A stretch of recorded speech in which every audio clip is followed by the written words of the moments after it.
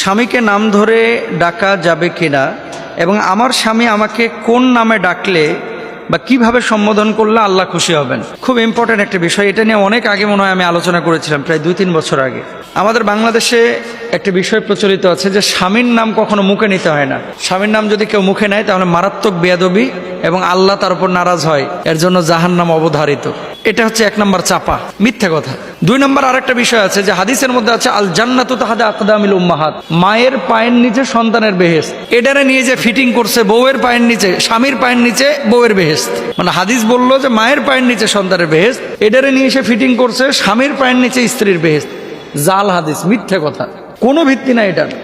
হ্যাঁ, একটা জায়গা আছে, স্বামীর সন্তুষ্টি এটা জরুরি।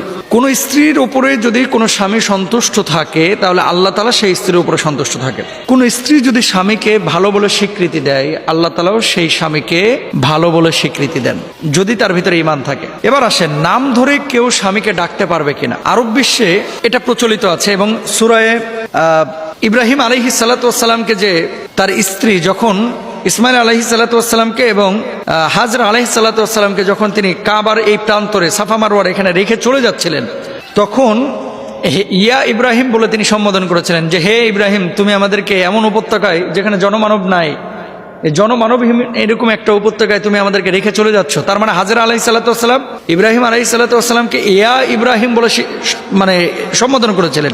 এটা জায়েজ